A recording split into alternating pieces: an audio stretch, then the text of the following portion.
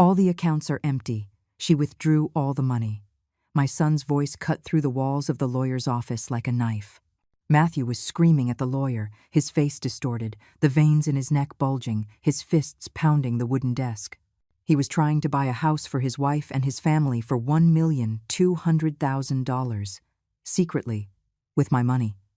The lawyer stared at his computer screen, not understanding what was happening.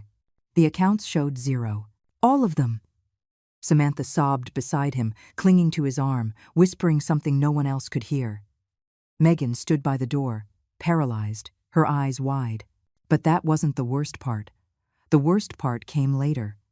When Matthew arrived at my house in a blind rage, using the key I myself had given him years ago, I heard his heavy footsteps climbing the apartment stairs, each step echoing like a war drum. Then came the crash.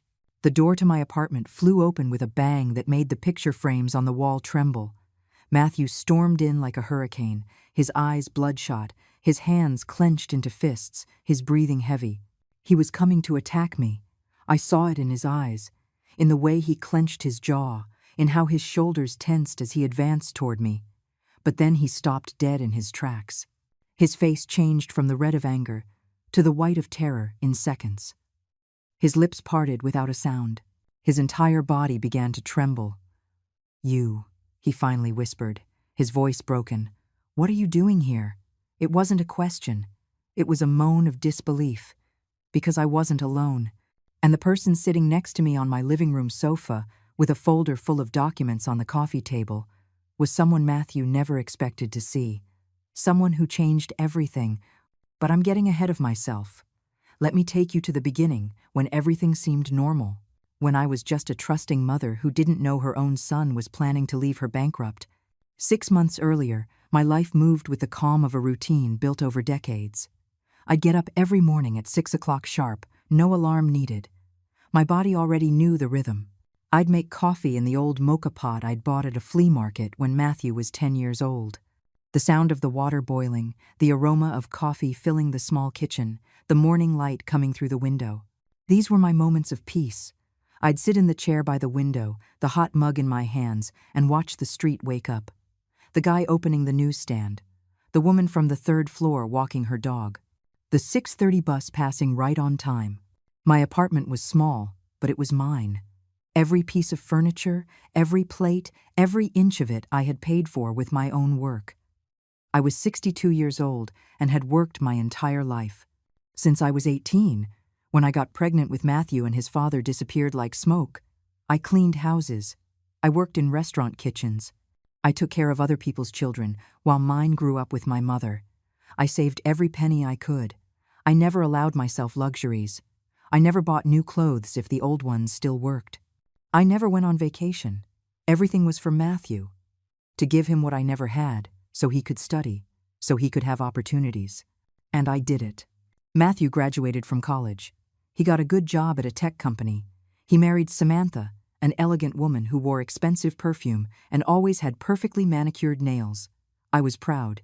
I thought my son would finally have the life I could never give myself.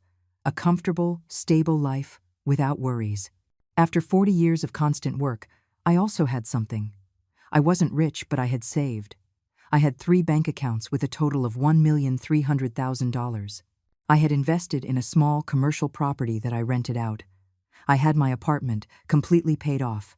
It was my security, my peace of mind for old age, the fruit of a lifetime of sacrifices. Matthew knew. He always knew.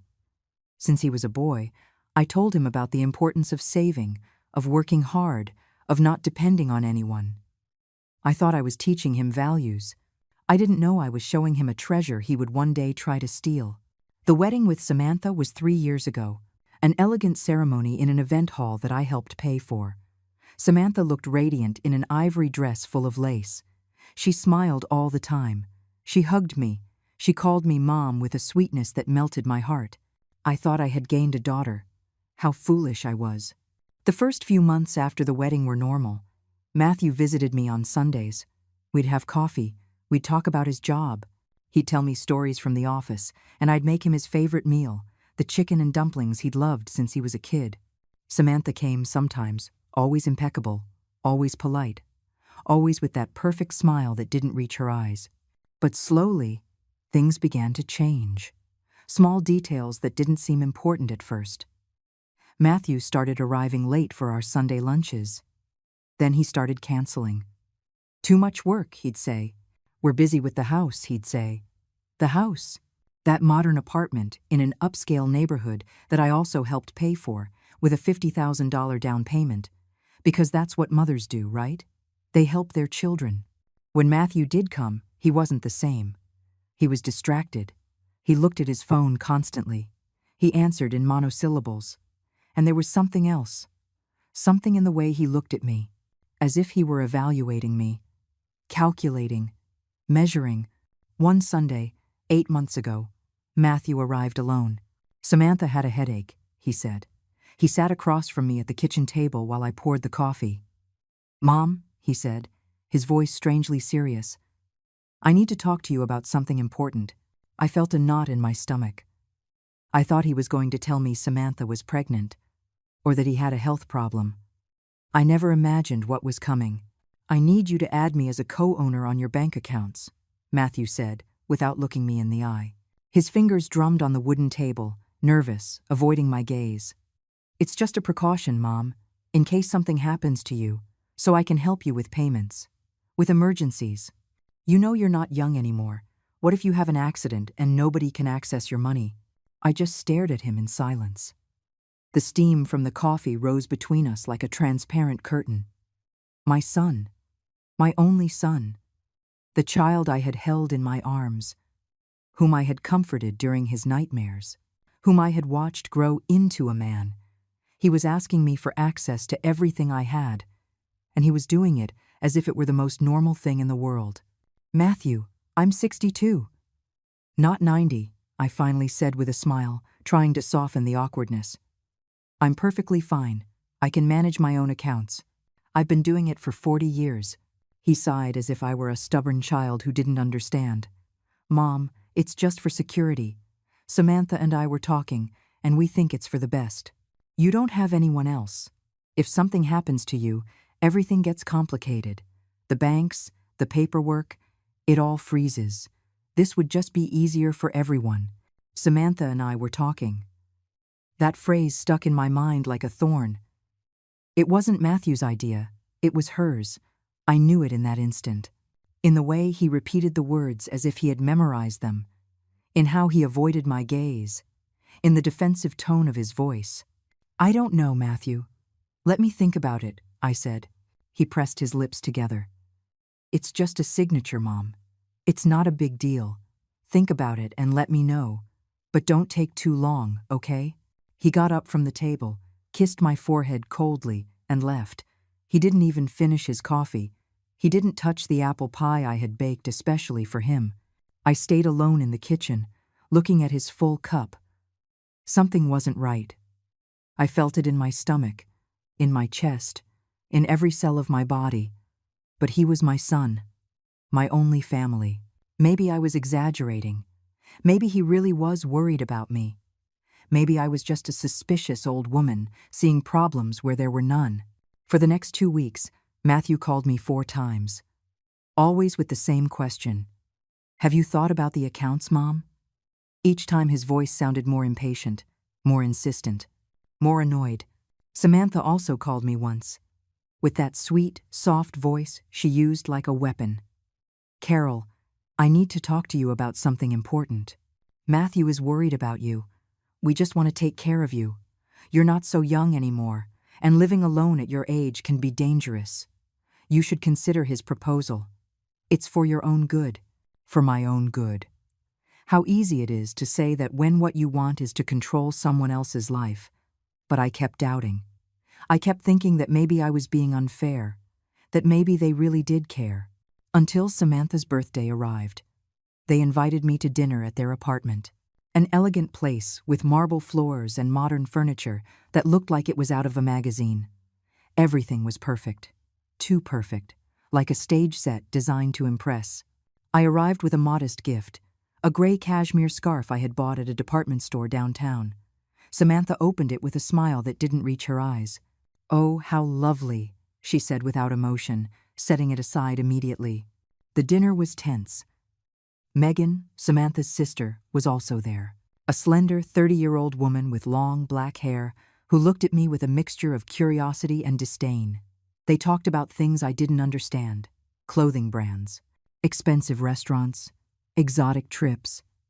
I nodded politely, feeling like a stranger at the table. At one point, Samantha poured more wine, and the conversation shifted. Megan was talking about buying a house. "I can't believe the prices," she was saying. "Everything is so expensive. I'd need like $500,000 just for the down payment." Samantha sighed dramatically. "I know. We want a bigger house too. This apartment is already too small for us, but with the current prices, it's impossible." Matthew stared at his plate. Uncomfortable. I watched in silence, slowly chewing the steak that suddenly tasted like cardboard. Then Megan said something that made my heart stop.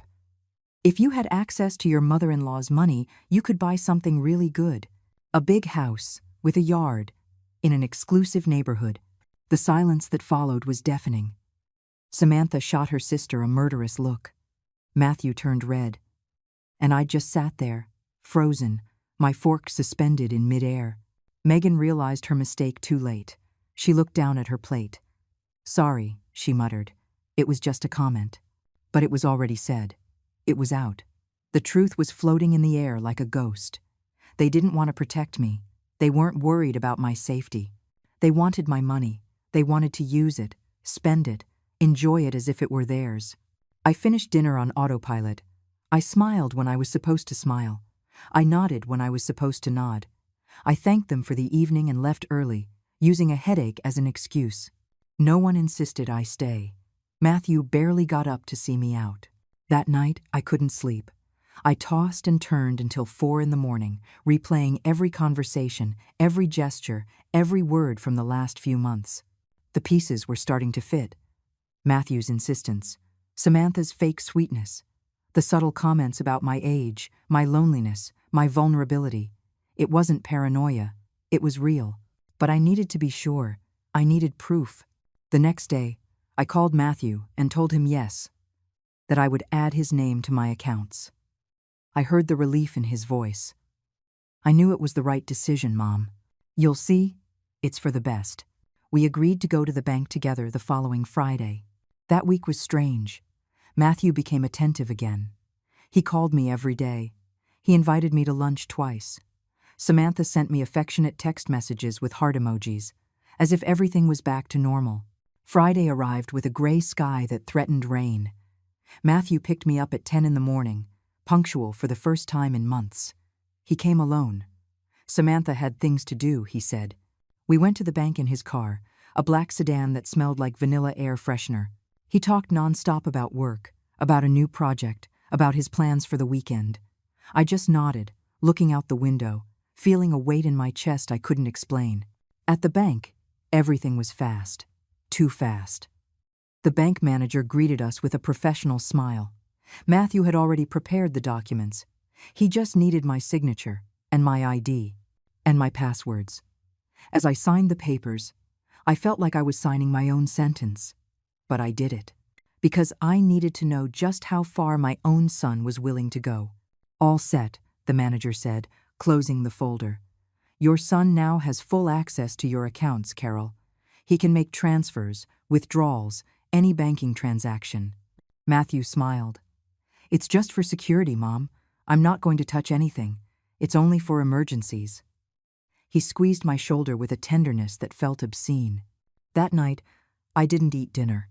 I sat on my living room sofa, in the dark, watching the city lights through the window. I had taken the step. Now I just had to wait and watch. I asked the bank to send me notifications for every movement on my accounts, every transaction, every balance inquiry. The manager looked at me strangely, but agreed. "It's my money," I told him firmly. "I want to know everything that happens with it." The first few days, nothing happened. Matthew didn't touch the accounts. He called me often, asking how I was, telling me unimportant things. I answered in monosyllables. Waiting. Watching. 3 weeks after I signed the papers, the first notification came to my phone. Balance inquiry made on account ending in 7834. It was 11 o'clock at night. Matthew was checking how much money I had. Exactly. The next day, another notification. Balance inquiry on account ending in 2156. And then on the third account. He was checking all of them, calculating, planning. I felt nauseous. This was real. He was really thinking about using my money. Over the next few days, more notifications arrived. Always balance inquiries, always late at night, as if he was waiting for me to be asleep, like a thief in my own life. I decided to visit him without warning. It was a Saturday afternoon. I rang the doorbell of his apartment. No one answered. I rang again. Finally, I heard footsteps, and the door opened. Samantha appeared in a pink silk robe, her hair tied up in a messy bun. "Carol," she said, with a surprise she couldn't hide. "We didn't know you were coming."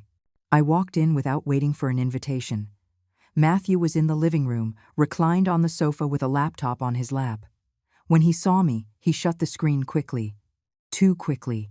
"Hey, Mom," he said with a forced smile. "What a surprise." I was in the neighborhood and wanted to say hi. I lied. I brought cookies. I pulled out a paper bag from the supermarket with oatmeal cookies I'd bought on the way. Samantha took them without enthusiasm. "How nice." "Matthew, your mom brought cookies." The atmosphere was tense. You could feel it. Matthew kept looking at his closed laptop. Samantha was biting her lip. Something was going on. I sat in the armchair across from them. "How are you? What have you been up to?" Matthew shrugged. "Nothing special. Working a lot. The usual." His answers were short, cold. He wanted me to leave. I could feel it, but I didn't move. I stayed there, asking trivial questions, drinking tea I didn't want, watching every gesture, every look they exchanged. At one point, Samantha's phone rang. She looked at the screen and her face lit up. "It's Megan," she said, getting up. "I'm going to take this in the bedroom." She left, leaving us alone. Matthew took the opportunity to open his laptop again. I pretended to look at my teacup, but from my angle, I could see the screen reflected in the glass of the window behind him. He was on a real estate website. Houses for sale. Houses worth millions of dollars. With huge yards, swimming pools, multiple bedrooms. I felt the floor move beneath my feet. "Looking for a new house?" I asked in a casual voice. Matthew slammed the laptop shut. "Just looking, Mom. Just curious." "It's not curious when you're looking at million-dollar properties," I said. "Especially not when you've just gotten access to your mother's accounts." The silence that followed was brutal. Matthew stared at me with wide eyes, like a kid caught with his hand in the cookie jar. "I'm not planning anything, Mom. I was just looking. That's all." I didn't believe him. Not one word. I stood up, grabbed my purse, and headed for the door. Matthew didn't try to stop me. Samantha was still in the bedroom, talking on the phone. I could hear fragments of her conversation. "Yes, it's almost time. It's just a matter of time." She already signed everything. I felt like I was suffocating. I left the apartment and didn't look back. Alone in the elevator, I allowed myself to tremble. That night, I made a decision. If they wanted to play, we would play, but by my rules. I spent all of Sunday researching. I read about asset protection, about how to move money legally, about how to protect yourself from family, how sad it is to have to protect yourself from your own blood. On Monday morning, I called a lawyer, Gregory Hayes, a 50-year-old man with experience in family financial abuse cases. He met me in his office, a sober place with bookshelves full of legal codes. I told him everything. From the beginning. He listened without interrupting, taking notes on a yellow legal pad. When I finished, he took off his glasses and looked at me with a mixture of sadness and professionalism. "Carol, I'm very sorry for what you're going through. Unfortunately, I see cases like this frequently. Children who see their parents as bank accounts. But you did the right thing by coming here. We can still protect your assets." He explained the options. I could remove Matthew from the accounts immediately. I could create new accounts that he didn't have access to. I could transfer the funds legally and document it. All of this before he made a move. But I had another idea. An idea that would make Matthew show his true intentions completely. I want to wait, I told Gregory. I want to see what he does. I need to know how far he's willing to go. Gregory frowned. That's risky. If he moves the money, getting it back can be complicated. He's not going to move it yet, I said with certainty. First, he's going to plan. He's going to search. He's going to find what he wants to buy. And when he's ready to do it, I'll be ready too. Gregory nodded slowly. All right. But we'll prepare everything in advance. For the next few weeks, I worked with Gregory in absolute secrecy. We met in his office every Tuesday and Thursday afternoon, when I knew Matthew was at work and Samantha was busy with her friends. We prepared everything, every document, every form, every legal strategy to protect what was mine. We opened 3 new accounts at a different bank. In my name only, we prepared the authorizations to transfer all the funds in a matter of hours. We documented everything with dates, times, evidence. If Matthew tried anything, I would be 10 steps ahead. But I didn't do anything yet. I just watched. I waited. The notifications kept coming to my phone. Balance inquiries. Always at night. Always in secret. Matthew would call me now and then, playing the part of the worried son. How are you, Mom? Have you been eating well? Do you need anything? I'd respond normally, as if I knew nothing, as if I didn't see the poison behind his sweetness. A month after my surprise visit to his apartment, Matthew invited me to dinner, this time at an elegant restaurant downtown. One of those places where the dishes have French names and the portions are ridiculously small. Samantha was with him, impeccable as always, in a champagne-colored dress that probably cost more than my monthly rent. She greeted me with 2 kisses on the cheek and a radiant smile. Carol, it's so good to see you. You look wonderful. Liar. I was wearing the same black pants and the same gray blouse as always. I didn't look wonderful or bad. I looked like what I was. A 62-year-old woman, tired of pretending everything was fine. We sat at a table by the window. The waiter brought the menu. Everything was absurdly expensive. Order whatever you want, Mom, Matthew said generously. It's my treat tonight. I ordered the simplest thing, a salad and grilled chicken. They ordered appetizers, main courses, imported wine. I watched as Samantha studied the wine list as if it were a final exam. Dinner proceeded with superficial conversation. The weather, the news, the traffic. Nothing important, nothing real. I knew there was a reason for this invitation. Matthew didn't spend money on expensive restaurants for no reason. I waited. Finally, when the dessert I hadn't ordered but was placed in front of me anyway arrived, Matthew cleared his throat. Mom, there's something we want to talk to you about. There it was. The real purpose of the evening. Samantha and I have been thinking a lot about the future, he continued. About starting a family, about having children. But the apartment where we live is small. It's not suitable for raising children. We need more space. Samantha nodded with a serious expression. It's important to us to give our future children a proper environment, a house with a yard, with space to play, a good neighborhood. I understand, I said, cutting a piece of the dessert I didn't want. And what does that have to do with me? Matthew exchanged a look with Samantha. Well, we found the perfect property, a beautiful house in an excellent neighborhood. It has 4 bedrooms, a big yard, 2 floors. It's exactly what we need. The problem is the price. My stomach tightened. How much? $1,200,000, Samantha said, as if mentioning the price of bread. I stared at her. $1,200,000, almost everything I had saved in 40 years of work. They wanted it to buy a house. For them. For their imaginary future children. For Samantha's family. That's a lot of money, I said finally. We know, Matthew said quickly. That's why we're not asking you to give it to us. Just to lend it to us. We'll pay it back. With interest. As soon as we sell the apartment and get better financing. Lies. It was all lies. I saw it in how they avoided my gaze. In how Samantha fidgeted with her napkin. In Matthew's rehearsed tone. They had no intention of paying me back. They thought I would die soon and the money would be his anyway. Why wait for the inheritance when they could have it now? I need to think about it, I said, It's an important decision. It requires time. Matthew's face hardened. There isn't much time, Mom. The property has other interested buyers. If we don't make an offer soon, we'll lose it. Then you'll lose it, I said calmly. Because I'm not going to make a decision like this over dinner. I need to review my finances, see my options, talk to my advisor. The mood at the table changed instantly. Matthew clenched his jaw. Samantha stopped smiling. What advisor? Matthew asked in an accusatory tone. Since when do you have an advisor? For about a month, I lied. I hired someone to help me better manage my investments. At my age, it's important to have professional guidance. I saw the panic cross their faces. An advisor meant someone else was looking at the money, someone who could discover their plans, someone who could protect me.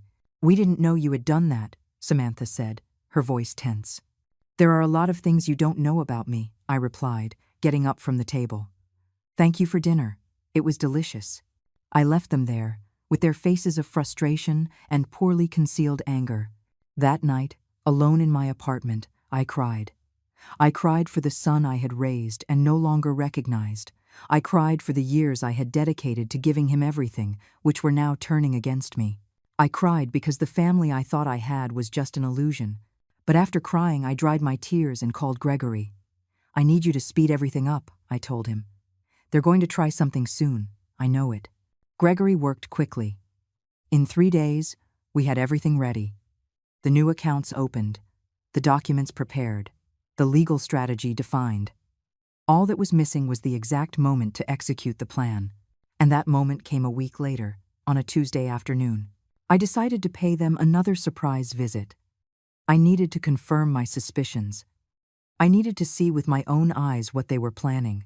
I arrived at their apartment around 3 o'clock. I rang the bell. No one opened. I rang again. Nothing. But I heard voices inside. Laughter, conversations. I used the copy of the key I still had, the one they had given me when they moved in, for emergencies.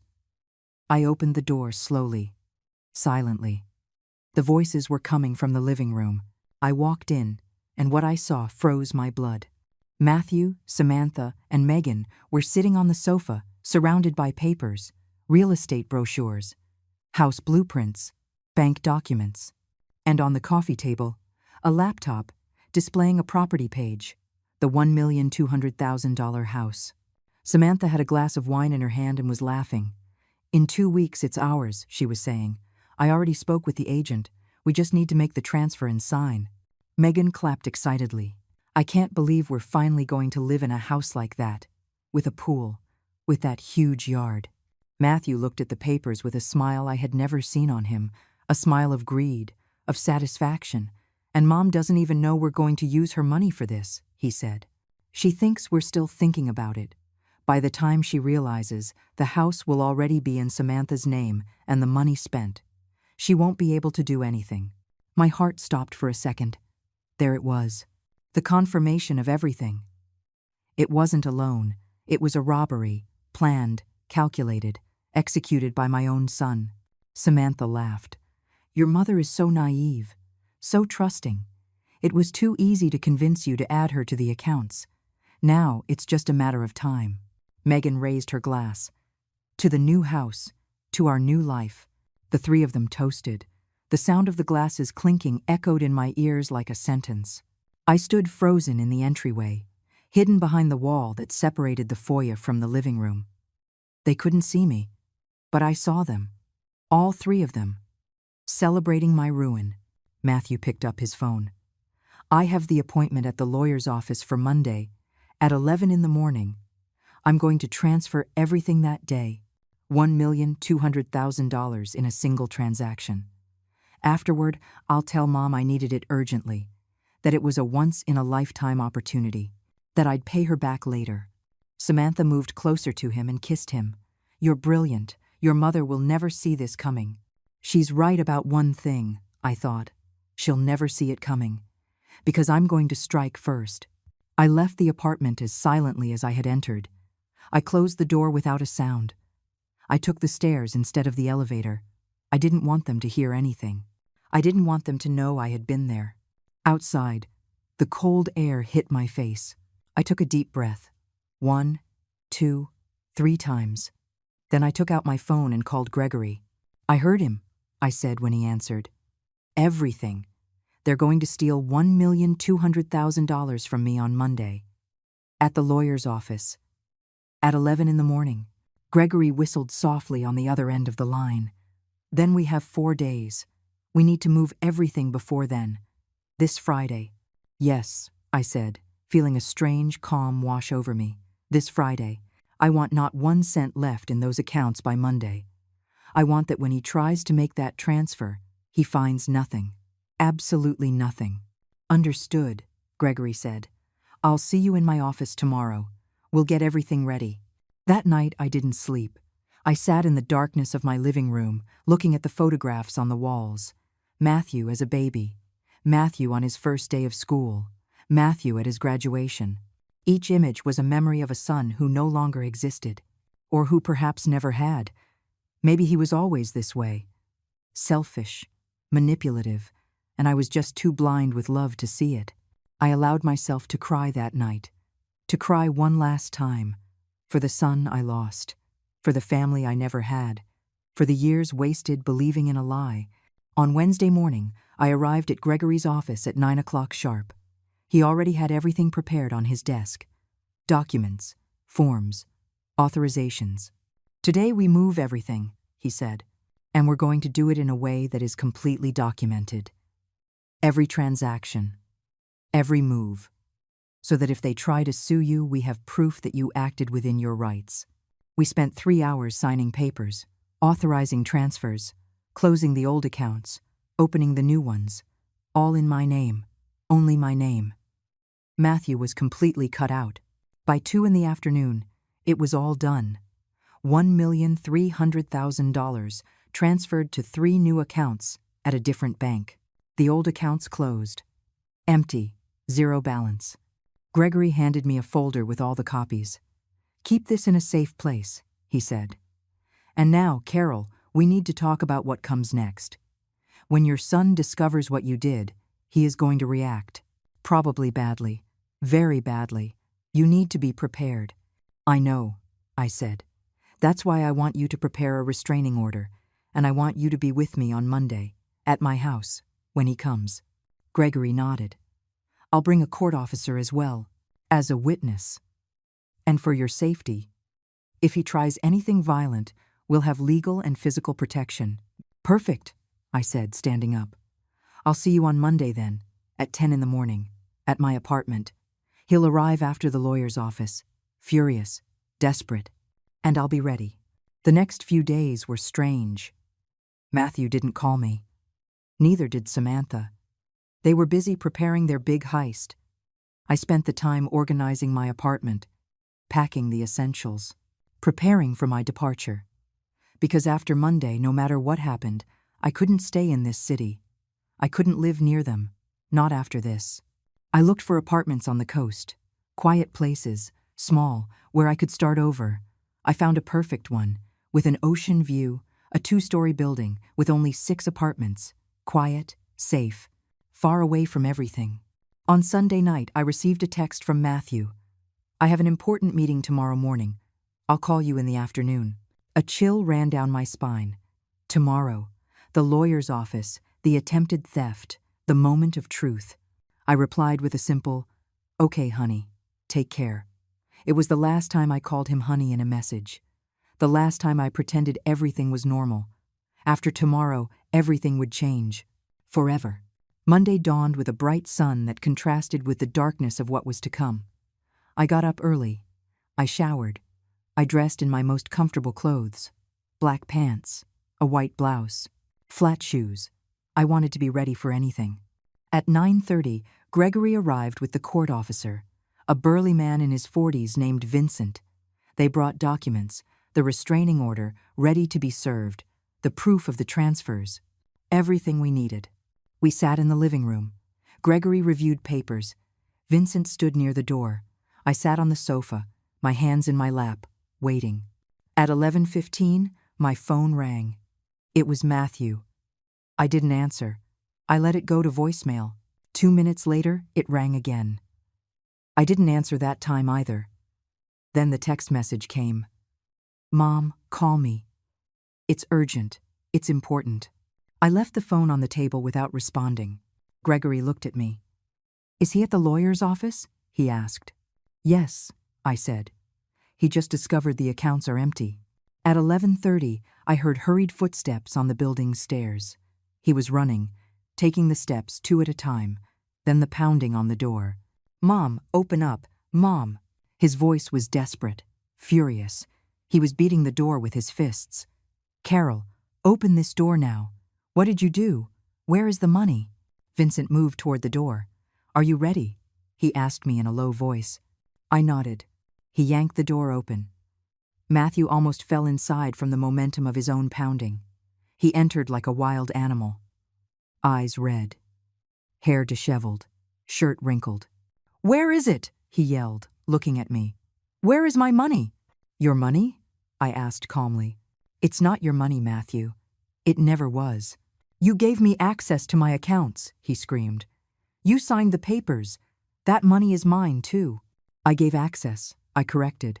Past tense. I took it away. Everything is back in my name. And you are not going to see a single cent. Matthew froze. His brain was trying to process what he had just heard. You can't do that, he said, his voice trembling. That money is part of my inheritance. It's mine by right.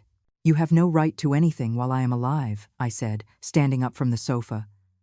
And after what you plan to do, I'm not sure you'll have a right to it even when I'm gone. His face went from confusion to fury in seconds. What are you talking about? What did I plan to do?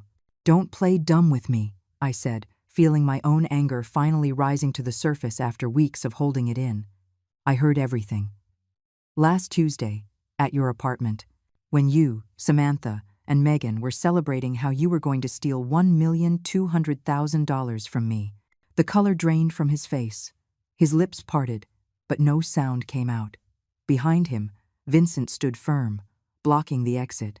Gregory watched from his position by the table, the folder of documents in his hands. I heard you say I was naive, I continued, that it was easy to manipulate me, that by the time I realized, it would be too late, that you were going to transfer my money on Monday at 11 o'clock and then tell me it was an emergency, that you never planned to pay it back, that you were just waiting for me to die, to take everything. Every word was a slap. I watched Matthew shrink with every sentence. Mom, I can explain, he started to say. There is nothing to explain. I interrupted him. You planned to steal from me, your own mother, the woman who sacrificed her entire life to give you what you have. And the worst part is, you did it without a gram of guilt, without a shred of remorse, only with greed and selfishness. Matthew took a step toward me. Vincent immediately stepped between us. Back off, he said in an authoritative voice. Do not approach her. Who is this? Matthew yelled. Who are these people in your house, Mom? This is Vincent, a court officer, I said, motioning to him. And this is Gregory Hayes, my lawyer. They are here because I knew you would come here furious when you discovered you couldn't rob me. And I was right. Your lawyer? Matthew repeated in disbelief. You hired a lawyer against me? Your own son? I hired a lawyer to protect me from a thief, I corrected. The fact that he happens to be my son is the tragedy of my life. Matthew put his hands on his head. This isn't happening. This can't be happening. We made a deal with the real estate agent. We put down a deposit. We signed papers. Now we can't pay, and we're going to lose everything.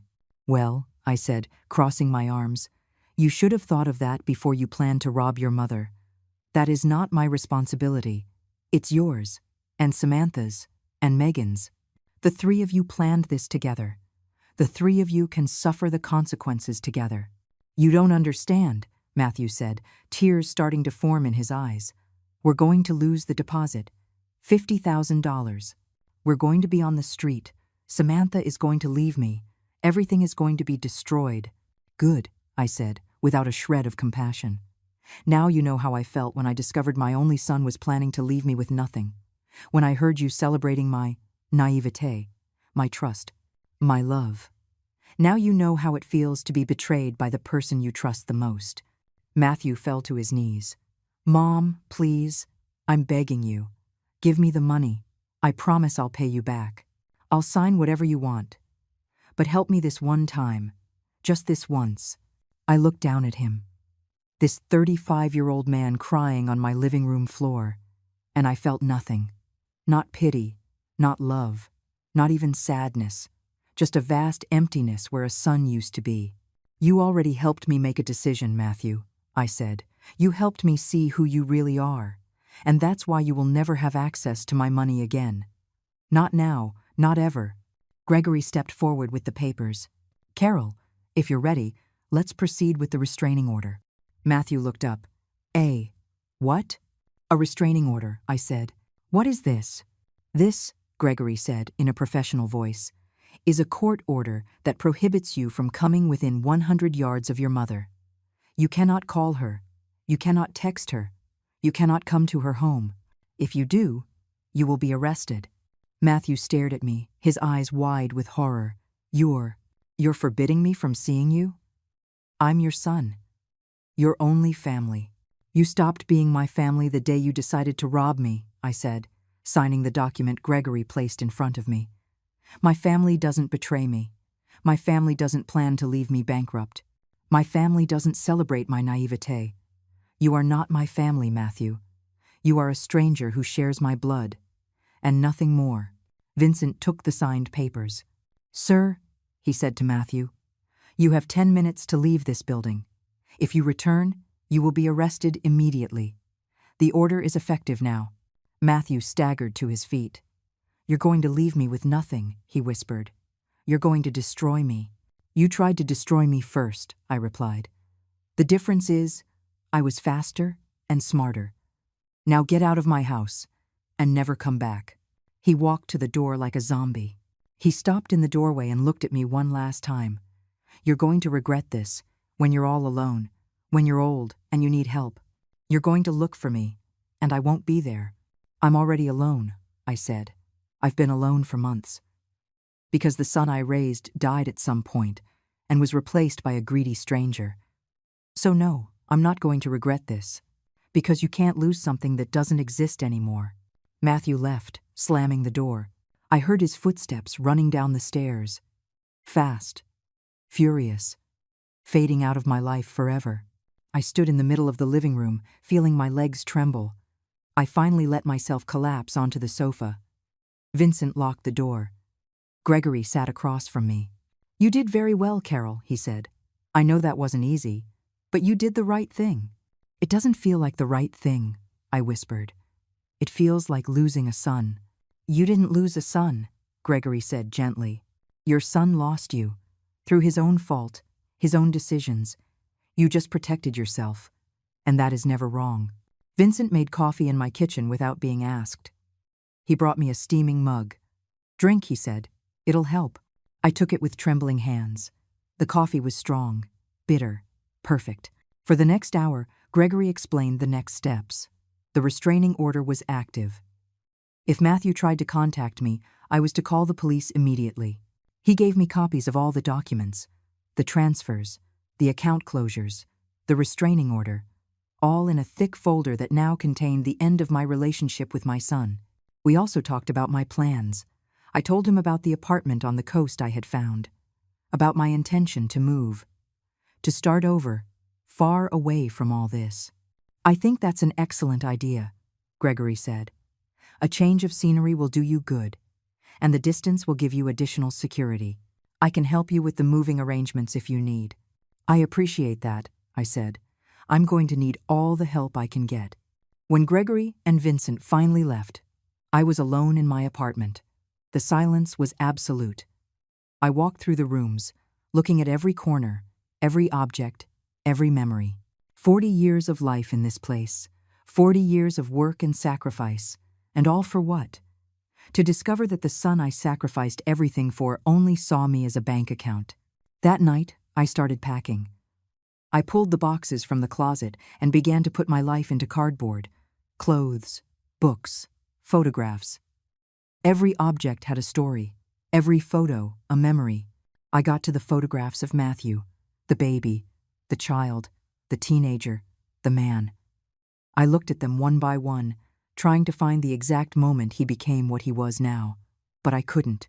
Maybe he was always this way, and I just refused to see it. Or maybe Samantha changed him. Or maybe the greed was always there, dormant, waiting for the moment to awaken. I put the photographs in a separate box. I didn't throw them away. I couldn't. Despite everything, they were still pieces of my life. Pieces of a son I loved with every fiber of my being. Even if that son no longer existed, the memories were real. The pain was real. The loss was real. I closed the box and put it in the back of the closet. Maybe someday I could look at them without feeling this sting in my chest. But that day wasn't today. For the next 3 days, my phone didn't stop ringing. Matthew called from unknown numbers. From Samantha's phone. From payphones. He left voicemails filled with pleas. "Mom, please, pick up. We need to talk. I'm sorry, I made a mistake. I'm begging you, help me." I deleted every message without listening to the end. There was nothing he could say that would change what he had done. Nothing that would erase the words I heard in his apartment. Nothing that would repair the betrayal.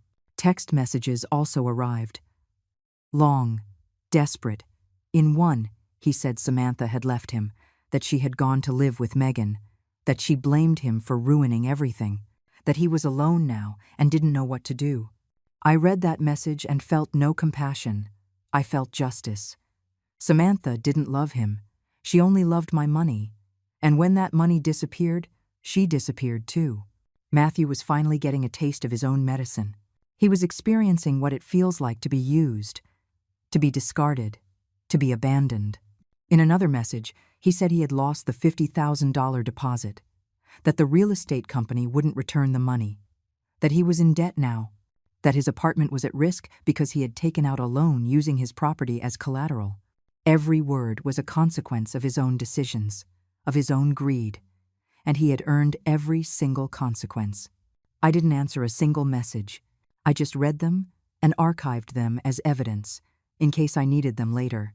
On Thursday afternoon, I received a call from a number I didn't recognize. This time I answered, thinking it might be about the move. It was Samantha. Her voice was cold as ice. "Carol, we need to talk." "We have nothing to talk about," I said, and was about to hang up.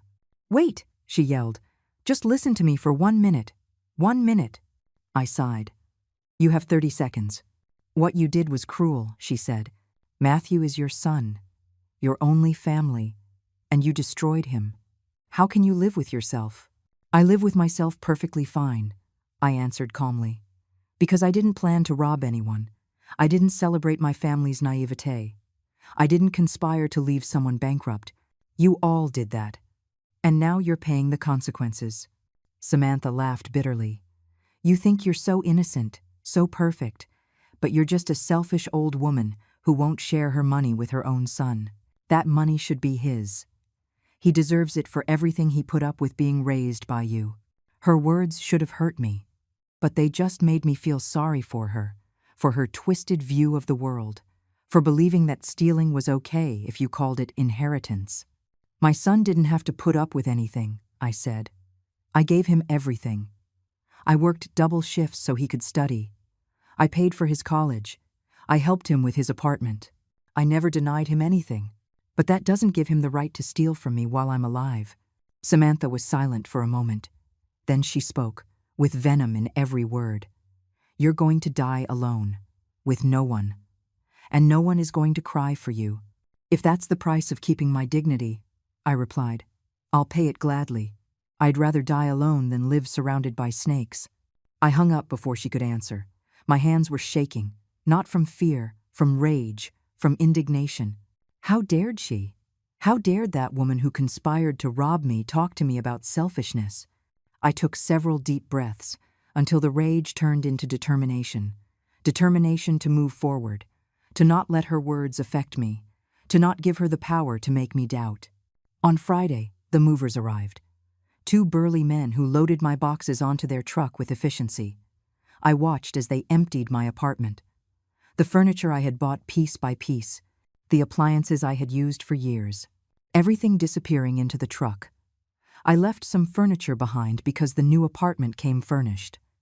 I donated it to a charity. At least someone would get good use out of it. When they finished, my apartment was empty.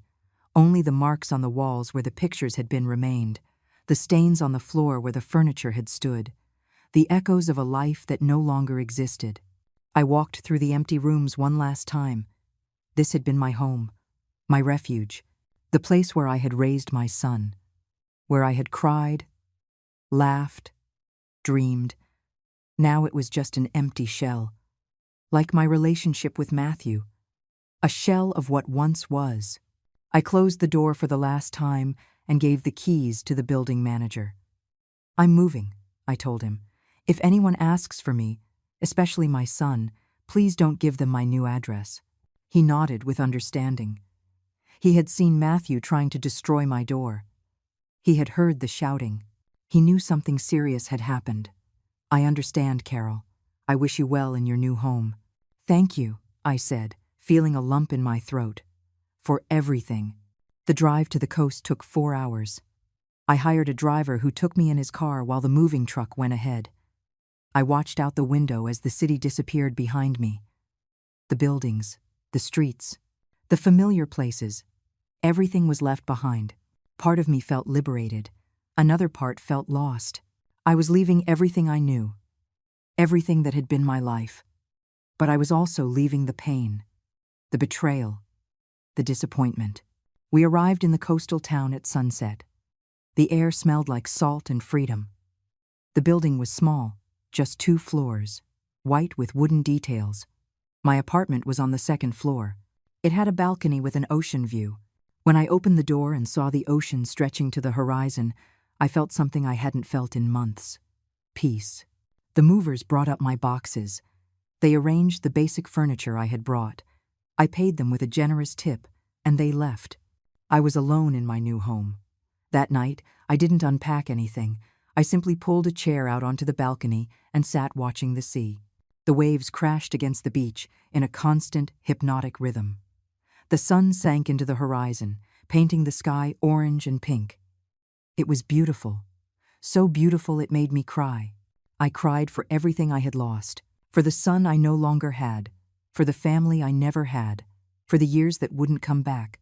But I also cried with relief, because I was finally free. Over the next few weeks, I established a new routine. I got up early and walked on the beach. The exercise was good for me. It cleared my mind.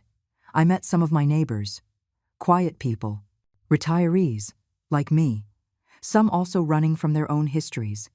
No one asked too many questions. We just shared occasional coffees and superficial conversations, and that was fine. I didn't need depth. I needed peace. My phone still received occasional calls from unknown numbers. I didn't answer anymore. I blocked all numbers related to Matthew. I changed my number and only gave it to Gregory and 2 neighbors who had become acquaintances. The silence was glorious. No pleas, no reproaches, no manipulation, just silence. A month after I moved, I received an email from Matthew. He had found my email address. The message was long, full of excuses. "Samantha manipulated me," it said. "She put those ideas in my head. I really love you, Mom. I'm your son. You can't just abandon me like this. Give me another chance." I read the whole thing, and then I deleted it, not because it affected me, but because it didn't deserve space in my life, not even digitally. 2 months later, Gregory called me. "Carol," he said in a serious tone, "I need to inform you of something. Matthew tried to sue you. He alleged that you stole his inheritance, that the accounts were joint, and he had a right to the money." My stomach tightened. "And what happened?" I asked, my voice tense. "The judge dismissed the case," Gregory said with satisfaction. "We presented all the evidence, the notes on the conversations you overheard, the documents proving the money was yours, the legal transfers. The judge ruled that you acted within your rights to protect your assets from an attempt at family fraud. Matthew has no legal right to that money while you are alive." I felt as if a weight had been lifted off me. "Thank you, Gregory. Thank you for everything. There's something else," he continued. Matthew lost his apartment. He couldn't pay the loan he took out. He's living in a small place now. Samantha married another man. Someone with money. Megan moved abroad. Basically, the entire plan they had completely collapsed. I should feel pity, I thought. I should feel something for my son, ruined. But I felt nothing. Only a confirmation that justice exists. The months passed, turning my new life into something real, something solid. It stopped feeling like a temporary refuge and started to feel like home. I painted the walls of my apartment a soft cream color. I put plants on the balcony. I bought light curtains that let the sea breeze in. Every little change was a declaration. This is mine. This life is mine. No one can take it from me. I met a woman named Helen at the town bakery. She was 68 years old, short white hair and a contagious laugh that filled any space. She had been widowed 3 years ago and moved to the coast to escape the memories. We became fast friends. We had coffee together every Wednesday. We walked on the beach on Saturdays. She never asked why I had come there, and I never asked for the details of her loss. Some wounds don't need to be exposed to be understood. One afternoon, while sharing tea on her balcony, Helen looked at me curiously. "Carol, can I ask you something personal?" I felt an immediate tension, but I nodded. "Do you have family? Children?" The question hit me like an unexpected wave. "I had a son," I said finally. Past tense? "I don't anymore." Helen didn't show surprise or pity, just understanding. "I get it," she said softly. "Sometimes the family we're born with isn't the family that sustains us. And it's okay to let them go when they become toxic." Her words freed me from a weight I didn't even know I was still carrying. The guilt. That persistent guilt of having abandoned my son, of having cut him out of my life. But Helen was right. Matthew had stopped being family long before I closed that door. He did it with every lie, with every manipulation, with every plan to destroy me. I just recognized what was already true. One day, walking on the beach, I found a dog. A big mutt with brown fur and sad eyes, walking alone on the sand. He had a collar but no tag. I asked around town. No one knew him. No one claimed him. I put up flyers. I waited a week. No one showed up. So I kept him. I named him Buddy. I don't know why that name. It just felt right. Buddy adapted to my life, as if he had always been there. He slept at the foot of my bed. He joined me on my walks. He sat with me on the balcony while I watched the sunset. Having Buddy changed something in me. It gave me purpose, responsibility, but also uncomplicated companionship. He didn't want my money. He wasn't planning to betray me. He just wanted food, affection, and a place to sleep. It was an honest, pure relationship with no hidden conditions. Sometimes I thought animals were better than people, more loyal, more genuine. Buddy would never disappoint me the way Matthew did. 6 months after I moved, Gregory called again. "Carol, I have news. Matthew is trying to contact you again. This time through an intermediary, a social worker. He claims he needs medical help and that you are his only family." My heart sped up. "What kind of medical help?" "It's not clear," Gregory said. "It could be real, or it could be another manipulation. The social worker wants to talk to you. I gave him your number, but said I couldn't guarantee you'd answer." I spent 3 days thinking about it. Matthew, sick, needing help. Part of me, that maternal part that never fully dies, felt worried. What if he really was sick? What if he needed genuine help? But the other part, the part that had learned the most painful lesson of her life, remembered the lies, the manipulation, the plan to steal from me. Remembered that Matthew was capable of anything to get what he wanted. I finally called the social worker, a young man named Kyle who sounded sincere and concerned. "Carol, thank you for calling me back. Your son, Matthew, is in a difficult situation. He's lost his housing. He's struggling with depression. He needs family support." I listened, feeling that familiar guilt trying to break through. But then I asked a crucial question. "Kyle, does Matthew have a serious medical condition? Something that requires urgent treatment?" There was a pause. "Well, not exactly. It's more of a mental and economic health crisis." There it was. It wasn't a medical emergency. It was another manipulation. Another way to get to me. Kyle, I said with a firm voice, I need to tell you something. I explained everything. The robbery plan, the betrayal, the restraining order, every detail. When I finished, Kyle was silent for a long time. I understand, he said at last. I'm very sorry for what happened. Matthew didn't mention any of this. He told me you had abandoned him for no reason, that you were a cruel mother. Now I understand there's much more to this story. I can't help him, I said, feeling relief at saying the words out loud. Not because I don't want to, but because I know any help I give will be used against me. Any opening will be exploited. He made that decision when he planned to destroy me, and he has to live with the consequences. Kyle sighed. I completely understand. I will look for other options to help him. Government programs, shelters. But I won't contact you about this again. Thank you, I said. And Kyle, he does need professional help. But that help can't come from me. After that call, I sat on the balcony with Buddy at my side. The sun was setting again, orange and gold on the water. I felt at peace with my decision. It wasn't cruel. It was survival. Matthew had dug his own grave. And as much as it hurt to watch him fall, I wasn't going to jump in with him. Helen showed up that night with a bottle of wine. I brought this, she said. I thought you might need it. I had told her about the social worker's call. We sat on the balcony drinking cheap wine and looking at the stars. You did the right thing, Helen said. I know it hurts, but the right thing isn't always easy. A year passed since I moved. A full year in my new life.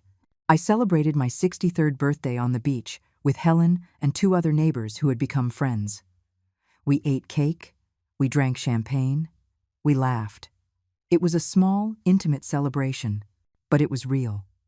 More real than any celebration Matthew had organized for me in recent years. Those had always been an obligation. This was genuine. My money was still safe in my accounts. Invested intelligently with the help of a financial advisor Gregory had recommended. I lived modestly on the interest. I didn't need much.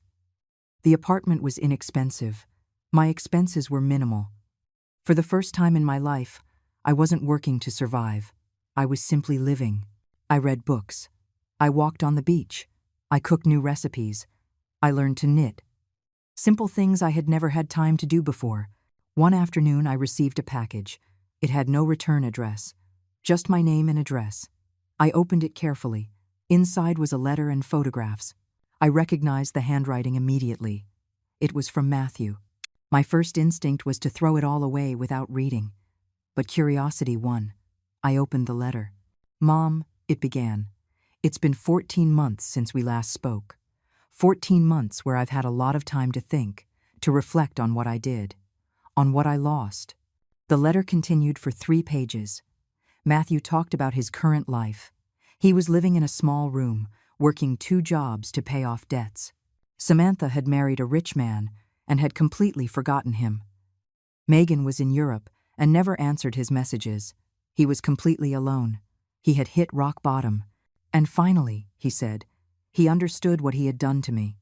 The pain he had caused, the unforgivable betrayal. I'm not asking you to forgive me, he wrote. I know I don't deserve forgiveness. I just want you to know that I am sorry. I'm sorry for every decision I made, every lie I told, every plan I made. I'm sorry I lost you to greed, to stupidity, for letting Samantha poison my mind. I don't expect you to answer. I don't expect to see you again. I just needed you to know that I am aware of what I destroyed, and that I live with that weight every single day. The photographs were of his new life. A tiny room, his gaunt face, lifeless eyes. It was the image of a broken man. I should have felt satisfaction, vengeance fulfilled, but I just felt empty. There was no victory in this, only loss, mutual loss. He had lost his mother and his stability. I had lost my son and my innocence. Nobody won in this story. I put the letter in a drawer without answering, not because I was cruel, but because there was nothing to say. Apologies didn't erase what had happened. Remorse didn't rebuild the destroyed trust. Matthew would have to live with his decisions, just as I was living with mine. That was the reality. Cold, final, but necessary. The days passed, and I thought about that letter more than I wanted to admit. I wondered if it was real, if Matthew had really changed, or if it was another elaborate manipulation, another way to open a door I had locked. The doubt ate at me. One night, talking to Helen about it, she said something that stayed with me. Genuine remorse doesn't ask for anything in return. It just acknowledges the damage and accepts the consequences. If Matthew has really changed, he'll show it by respecting your distance, not by pressuring you, not by looking for a benefit, just by living better. She was right. Time would reveal the truth. It always did. I decided to wait, to watch from a distance, but not to open any doors. 2 months later, I received another letter, shorter this time. "Mom," Matthew wrote, "I don't expect a reply. I just want you to know I got a better job. I'm paying off my debts. I'm going to therapy twice a week. I'm working on myself, on understanding why I did what I did, on being a better person. Not for you, but for me. Because I don't want to be the man I was. The man who destroyed the most valuable thing he had out of greed." That was all. He didn't ask for money. He didn't ask to see me. He didn't ask for forgiveness again. He just reported. It was different from the first letter, more mature, more self-aware. But it was still just words. And words were easy. Actions were what counted. The months continued to pass. The second year on the coast came with subtle changes. My hair got whiter. The wrinkles around my eyes deepened. But something else came too. A tranquility I had never known. A peace that came from knowing my life was completely mine. No one could take it. No one could manipulate it. It was mine to live as I pleased. I expanded my social circle. I met a retired couple who organized board game nights. I joined a book club at the local library. I started yoga classes at the community center. Each activity was another step away from the woman I had been. The woman who lived only for her son, who sacrificed constantly, who measured her worth by how much she gave to others. Now I was a woman who lived for herself, who gave herself time, space, self-love. It was a slow but profound transformation. Buddy was still my constant companion. His unconditional loyalty reminded me every day that true love didn't come with conditions. It didn't demand. It didn't manipulate. It just existed, pure and simple. I wish I had learned that lesson sooner. Maybe I would have raised Matthew differently. Maybe I would have set clearer boundaries. Or maybe not. Some things are just destined to break, no matter how much care you put into them. In my 3rd year on the coast, something unexpected happened. I was at the local market buying vegetables when a woman stopped me. "Carol?" she asked hesitantly. "I'm Evelyn. We worked together like 30 years ago at the restaurant downtown." I looked at her, trying to remember. And then the memory came. Evelyn, the young waitress who dreamed of being a chef, who always shared her experimental food with me during breaks. "Oh my God, Evelyn," I said, hugging her impulsively. "How long has it been?" We sat at a nearby cafe and caught up. Evelyn had fulfilled her dream. She opened her own restaurant, prospered for 15 years until she decided to retire. Now she lived just 2 towns over with her husband. She came to this town occasionally to buy fresh fish. I told her my story. Not all of it, but enough. I told her about my move, about my new life, about leaving difficult situations behind. Evelyn didn't ask for details. She just squeezed my hand across the table and said something that made me cry. Sometimes life asks us to be brave in ways we never imagined, letting go of what we love to save ourselves. That's not cowardice. It's the purest bravery there is. We exchanged numbers. We started seeing each other regularly. Evelyn became another friend, another piece of my new life, another reason to smile. One day, almost 3 years after I moved, I got a call from Gregory. "Carol," he said, his tone professional but warm. "I have some information I thought you should know. Matthew got married." My heart skipped a beat. He got married? To a woman named Patricia, an elementary school teacher. From what I understand, she's a completely different person from Samantha. Modest, hardworking, No pretensions. I swallowed, feeling a mix of emotions I couldn't identify. How do you know this? My assistant saw it on social media, Gregory explained. Matthew's accounts are public. There are photos of the wedding. It was something small, simple, just close friends. He looks different too. Thinner, more serious, maybe more mature. Thank you for letting me know, I said, feeling a lump in my throat. I don't know whether to feel happy or sad for him. You can feel both, Gregory said gently. They aren't mutually exclusive. When I hung up, I sat on the balcony watching the sea.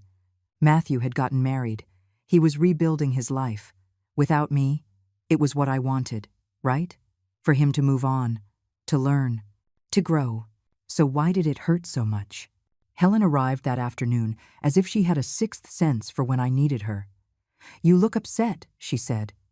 What happened? I told her. She sat next to me in silence for a long time. Finally, she spoke. The pain you feel doesn't mean you made the wrong decision. It means you were a real mother, that your love was real. But sometimes love isn't enough. Sometimes self-preservation has to win. And it's okay to mourn that. That night I cried like I hadn't in years. I cried for my son getting married without me there. I cried for the grandchildren I might never know. I cried for the family that could have been but never was. I cried for everything we both lost. And when the tears finally dried, I got up, washed my face, and looked at my reflection in the mirror. I saw a 65-year-old woman, white hair, earned wrinkles, tired but serene eyes. I saw a survivor, someone who had faced the worst betrayal and come out alive. That was something. That was enough. The years continued to pass. 4 years, 5 years. My life on the coast became my only life. The previous life felt like a distant dream. I'd get occasional news of Matthew through Gregory. He had a son, then a daughter. He was working at a different company. He had moved to another city. He lived modestly. He wasn't chasing riches anymore. Each piece of news was a reminder of the parallel life we would never share. But it was also confirmation that maybe, just maybe, he had learned something from all this. From time to time, I wondered if I should contact him. If after so much time, we could rebuild something. But I always came to the same conclusion. Some things, once broken, cannot be repaired. They can only be accepted, mourned, and finally, let go. On my 70th birthday, surrounded by the friends I had made over the years, I blew out the candles on my cake. Helen asked if I'd made a wish. I smiled. I don't need wishes, I said. I have everything I need. And it was true. I had my peace, my freedom, my dignity intact. I had genuine friends, a home I loved, a loyal dog who slept at my feet every night. I had enough money to live comfortably, time to do whatever I wanted.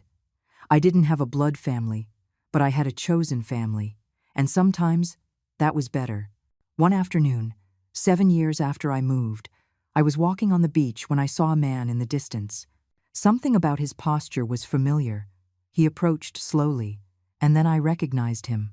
Matthew, older, graying at the temples, wrinkles around his eyes, but it was him. My heart started to pound.